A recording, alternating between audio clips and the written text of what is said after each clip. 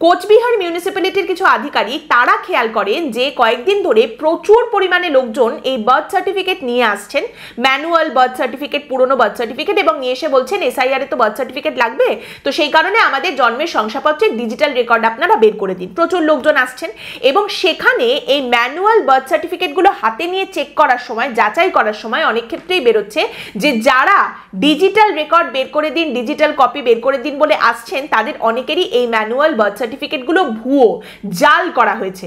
মানে দেখে মনে হচ্ছে কারা যেন ক্রমাগত এই বার্থ সার্টিফিকেট জাল করে চলেছেন, জন্মের শংসাপত্র, ভুয়ো শংসাপত্র তৈরি করে চলেছেন, নকল করে চলেছেন এবং দেখার চেষ্টা করছেন যে কোন নকলগুলো, কোন জালিগুলো সিস্টেমের ফাঁক গলে বেরিয়ে যায় এবং কোনগুলো মানে গৃহীত হয়ে যায় আর কোনগুলো আটকায়, কতগুলো আটকায় আর কতগুলো ভেতর দিয়ে চলে যায়, আমরা একটু দেখার চেষ্টা করি। সেই রকম একটা কাণ্ড কেমন যেন হচ্ছে বলে মনে হচ্ছে। এই মিউনিসিপ্যালিটির ভাইস চেয়ারম্যান আমিনা আহমেদ, তার সন্দেহ হয়, নামটা আরেকবার বলবো নাকি, আমিনা আহমেদ, তার সন্দেহ হয়। কেন? তিনি বলছেন যে একজন মহিলা একটি ম্যানুয়াল বার্থ সার্টিফিকেট নিয়ে তার কাছে এসে দাবি করেন যে আপনি এটাকে ডিজিটাইজ করে দিন, ডিজিটাল রেকর্ড হিসেবে এটাকে বের করে দিন।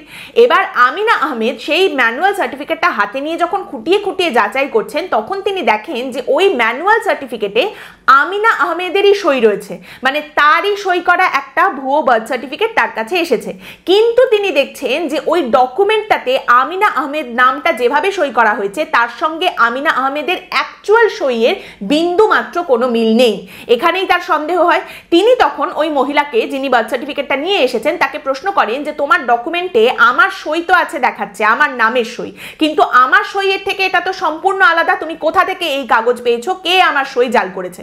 সঙ্গে সঙ্গে আমিনা আহমেদ বলছেন যে যে মহিলাকে এই প্রশ্ন করা হয়, যিনি ওই বার্থ সার্টিফিকেটটা এনেছিলেন ডিজিটাইজ করানোর জন্য, তিনি সেটা ফেলে রেখে ওখান থেকে দে দৌড় একেবারে হাপিস। এবং এই রকম ভাবে বার্থ সার্টিফিকেট ফরজারির একটা কেস কিন্তু উঠে আসছে। প্রায় 70-72টা এরকম জাল সার্টিফিকেট ধরা পড়েছে, প্রতিদিন প্রায় 2-4টে করে এরকম ফলস সার্টিফিকেট বেরোচ্ছে। এখনো পর্যন্ত নির্বাচন কমিশন বলছে এসআইআর আমরা করব, তোড়জোড় শুরু করে দিয়েছি, এখনো সেটা শুরু হয়নি। কবে থেকে হবে আমরা জেনেছি অক্টোবর থেকে, কিন্তু এখনো পর্যন্ত অফিসিয়াল ডেটটা সামনে আসেনি।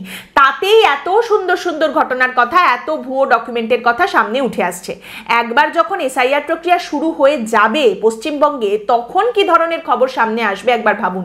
একেবারে ওয়াও ঘটনা ঘটবে সব।